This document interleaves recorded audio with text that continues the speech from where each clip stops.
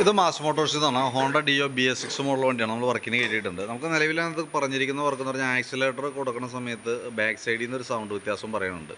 പിന്നെ self switch check ചെയ്യാൻ പറഞ്ഞിട്ടുണ്ട്. ഇടയ്ക്ക് തന്നെ വണ്ടി സ്റ്റാർട്ടാവണ കംപ്ലൈൻ്റ് ആണ് പറഞ്ഞേക്കണേ. പിന്നെ എഞ്ചിൻ ഓയിൽ ചെക്കപ്പ് ഇത്രയാണ് പറഞ്ഞേക്കണം കേട്ടോ. അപ്പോൾ നമ്മളതിൻ്റെ ഓയിൽ ചെക്ക് ചെയ്തു. ഓയിൽ നമ്മൾ നോക്കുമ്പോൾ അതിനകത്ത് ഓയിലിൻ്റെ കളറൊക്കെ നല്ല രീതിയിൽ മാറിയിട്ടുണ്ട്. ഇതാണ് കളറിൻ്റെ അവസ്ഥ. നമുക്ക് ഈ 100% ഓയിൽ കളർ നോക്കിയിട്ട് നമുക്ക് പറയാനായിട്ട് പറ്റില്ല. 3000 കിലോമീറ്റർ ഓടിയിട്ടുണ്ടെന്നുണ്ടെങ്കിൽ ഓയിൽ മാറ്റിക്കളയാം. ഇതിപ്പോൾ നോക്കുമ്പോൾ അത്യാവശ്യം ഓയിൽ മാറ്റേണ്ട ഒരു പീരീഡ് ആയിട്ടുണ്ട് പ്രത്യക്ഷത്തിൽ കാണുമ്പോൾ. അപ്പോൾ എന്തെങ്കിലും നോക്കിയിട്ടൊന്ന് പറഞ്ഞാൽ മതി. പിന്നെ സെൽഫ് ഇടയ്ക്ക് തന്നെ സ്റ്റാർട്ടാവണ കംപ്ലയിൻറ്റ് പറയുന്നുണ്ട്. അത് നമ്മൾ നോക്കുന്ന സമയത്ത് പ്രത്യക്ഷത്തിൽ നമ്മൾ ചെക്ക് ചെയ്യുമ്പോൾ കംപ്ലയിൻറ്റ് കിട്ടിയിട്ടില്ല. പിന്നെ പറഞ്ഞ ലക്ഷണം വെച്ച് നോക്കുമ്പോൾ വരാൻ സാധ്യതയുള്ളത് ഈ ഒരു സ്വിച്ചിൻ്റെയാണ്, ആ സെൽഫ് വിത്ത് സ്റ്റോപ്പ് സ്വിച്ചിൻ്റെ. അപ്പോൾ ആ സ്വിച്ച് പ്ലാസ്റ്റിക് ടൈപ്പാണ്. നമുക്ക് അഴിച്ച് ക്ലീൻ ചെയ്യൽ പോസിബിൾ അല്ല, മാറ്റി വയ്ക്കാനേ പറ്റുള്ളൂ. ഏകദേശം 200 താഴെയാണ് നമുക്കതിന് കോസ്റ്റ് വരാം. അപ്പോൾ അത് വേറെ ഒന്നും ചെയ്യലടക്കില്ല. നമുക്ക് പറഞ്ഞ ലക്ഷണം വെച്ച് നോക്കുമ്പോൾ സ്വിച്ചിൻ്റെയാണ്, അത് മാറ്റിയാലാണ് ആ കംപ്ലയിൻറ്റ് മാറുള്ളൂ. വേറെ നമ്മൾ നോക്കുമ്പോൾ അങ്ങനെ പ്രത്യേകിച്ച് ഒരു കംപ്ലയിൻ്റ് ആയിട്ട് നമുക്ക് കിട്ടിയില്ലായിരുന്നു കേട്ടോ. അപ്പോൾ ഞാൻ എസ്റ്റിമേറ്റിൽ സ്വിച്ച് ഉൾപ്പെടുത്തുന്നുണ്ട്. പിന്നെ നമ്മൾ ബാക്ക് സൈഡിൽ നിന്നൊരു സൗണ്ടാണ് പറഞ്ഞത്. വണ്ടി ആക്സിലേറ്റർ കൊടുത്ത് പോകുമ്പോൾ ബാക്ക് സൈഡിൽ നിന്നാണ് സൗണ്ട് പറഞ്ഞത്. അത് നമ്മൾ ചെക്ക് ചെയ്യുന്ന സമയത്ത് ക്ലച്ചിനകത്താണ് അതിൻ്റെ കംപ്ലയിൻറ്റ്. ക്ലച്ചിനകത്ത് നല്ല രീതിയിൽ പണി കിട്ടിയിട്ടുണ്ട്. കാരണം അതിൻ്റെ ബാക്കിലത്തെ ക്ലച്ച് പുള്ളിയൊക്കെ ഉണ്ടല്ലോ, ഇതൊക്കെ ഫുള്ള് പോയി. ഇതൊക്കെ നല്ല രീതിയിൽ തേയ്മാനം വന്നിട്ട് ബെൽറ്റൊക്കെ അതിൻ്റെ ഉള്ളിൽ സ്റ്റക്ക് ആവണ പോലെയാണ് വണ്ടി ഓടിക്കൊണ്ടിരുന്നത്. ബെൽറ്റ് നമ്മൾ നോക്കുമ്പോൾ കമ്പനി ബെൽറ്റാണ്, ഹോണ്ടയുടെ ഒറിജിനൽ ബെൽറ്റിനെ കിടക്കണേ.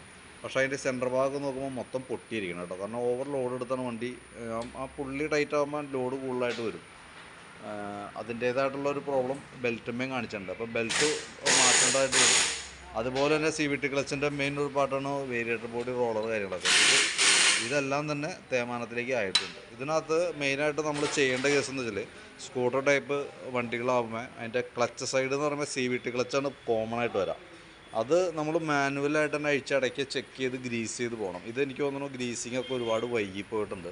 കാരണം ഇത് നമ്മൾ ഇടയ്ക്ക് നമ്മൾ അഴിച്ച് ചെക്ക് ചെയ്യണം. കാരണം അത് കംപ്ലയിൻ്റ് ഇല്ല, നമ്മൾ ഓടുന്ന സമയത്ത് പ്രശ്നം നമുക്ക് തോന്നില്ല. പക്ഷേ കംപ്ലയിൻറ്റ് വരുമ്പോൾ ഇതേപോലെ മൊത്തത്തിലായിരിക്കും നമുക്ക് പണി കിട്ടാം. ഇതിനകത്ത് ക്ലച്ച് ഷൂവിന് വേറെ പ്രോബ്ലം ഒന്നും വന്നിട്ടില്ല. ബാക്കിത്തെ എല്ലാം തന്നെ കംപ്ലയിൻ്റ് ആണ്. അതായത് ഈ വീല് പോയിട്ടുണ്ട്. ഇതൊക്കെ ഓരോ സെപ്പറേറ്റ് വീലുകളാണ്. ഇതൊരു വീല്, അടിയിലൊരു വീല്, കോളർ സീല്, അതിൻ്റെ പിസ്റ്റൺ, ഉള്ളിൽ റിങ്, റോളർ, പിന്ന് സാധനങ്ങളൊക്കെ വരുന്നുണ്ട്. പിന്നെ അതേപോലെ തന്നെ കൂട്ടത്തിക്കടെ ബെൽറ്റും ഈ വേരിയേറ്റർ ബോഡി ബോസ്റ്റയും കൂടി മാറ്റിയിട്ട് ആ ക്ലച്ചിൻ്റെ ഭാഗം ഓക്കെയാണ്. അപ്പോൾ ആ പ്രോബ്ലം അവിടെ റെഡി ആയിക്കോളും.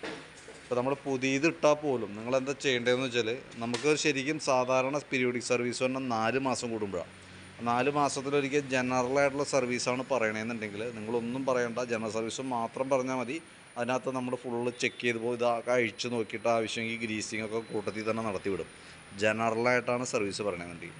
ഇതല്ല വേറെ കംപ്ലയിൻറ്റ്സ് മാത്രം പറയണമെങ്കിൽ അത് മാത്രമേ നോക്കുള്ളൂ. പക്ഷേ ജനറൽ സർവീസായിട്ട് ചെയ്തു പോകണമെന്ന് എപ്പോഴും ബെറ്റർ. കാരണം നമ്മൾ എല്ലാ ഭാഗത്തേക്കും നോട്ടെത്തിയെന്ന് വരില്ല, നിങ്ങളെ സംബന്ധിച്ച് എല്ലാ ഭാഗത്തേക്കും നോട്ടെത്തിയെന്ന് വരില്ല. പക്ഷേ ജനറൽ സർവീസ് ആകുമ്പോൾ ഒരുവിധം എല്ലാം മൂവ്മെൻറ്റ് വരുന്ന മൂവ്മെൻറ്റുള്ള ഭാഗങ്ങളെല്ലാം തന്നെ നമ്മൾ ചെക്കപ്പിന് വേണ്ടി അഴിക്കും. ഗ്രീസിങ് ആവശ്യമുള്ളത് ഗ്രീസ് ചെയ്യും. തേയ്മാനം കൂടുതൽ മാറ്റി വെക്കേണ്ടതായിട്ടുണ്ട്. അതൊക്കെ കൃത്യമായിട്ട് മെൻഷൻ ചെയ്ത് കൃത്യമായിട്ട് നോട്ട് ചെയ്ത് പറയും ഇന്ന പോലെയാണെന്നുള്ള കേസ്. ഇപ്പോൾ ഇതിനകത്ത് ഇപ്പോൾ സംഭവിച്ചാണ് കേസ്, ക്ലച്ച് ഫുള്ളായിട്ട് നമുക്കിപ്പോൾ റീപ്ലേസ് ചെയ്യേണ്ട അവസ്ഥയാണ്. ക്ലച്ച് പുള്ളി, ഈ സാധനം ബെൽറ്റ് തുടങ്ങിയിട്ട് എല്ലാ ഭാഗങ്ങളും തന്നെ. അപ്പോൾ ഞാൻ അതിൻ്റെ ഡീറ്റെയിൽ ആയിട്ടുള്ള എസ്റ്റിമേറ്റ് വാട്സാപ്പിലിടാം. വീഡിയോ കണ്ടതിന് ശേഷം നോക്കിയിട്ട് റിപ്ലൈ ഇടാം. അതിനകത്ത് എന്തെങ്കിലും സംശയങ്ങളുണ്ടെങ്കിൽ കൃത്യമായിട്ട് അതിനകത്ത് കോൺടാക്റ്റ് ചെയ്ത് ഉറപ്പ് വരുത്തിയതിന് ശേഷം മാത്രം അതിനകത്ത് പെർമിഷൻ കൊടുക്കാൻ പാടുള്ളൂ കേട്ടോ. അപ്പോൾ വർക്ക് ചെയ്യാനായിട്ട് അതിൻ്റെ ഡീറ്റെയിൽ ആയിട്ടുള്ള എസ്റ്റിമേറ്റ് അതിനകത്തേക്ക് ഇട്ടേക്കാം. അതിനകത്ത് എനിക്ക് ആ ഓയിലിൻ്റെ കേസ് കൃത്യമായിട്ട് വീഡിയോ കണ്ടുമ്പോൾ പറയണം. കാരണം എഞ്ചിൻ ഓയിൽ മാറ്റണമെന്നുള്ള കേസ് പറയണം. എസ്റ്റിമേറ്റിൽ ഞാൻ എഞ്ചിൻ ഓയിൽ ഉൾപ്പെടുത്തുന്നില്ല.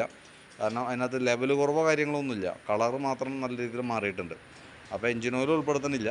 അപ്പോൾ അത് കണ്ടിട്ടൊന്ന് പറഞ്ഞാൽ മതി കേട്ടോ.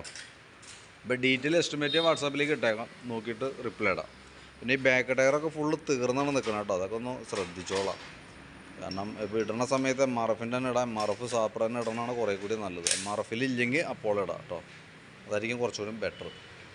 ഇപ്പോൾ നിലവിൽ നമ്മൾ പറഞ്ഞിരിക്കുന്ന വർക്കിൻ്റെ ക്ലച്ചിനകത്തുള്ള വർക്കും അതേപോലെ സെൽഫിൻ്റെ സ്വിച്ചും ഉൾപ്പെടുത്തിയിട്ടുള്ളൊരു എസ്റ്റിമേറ്റ് വാട്സാപ്പിലിടാം.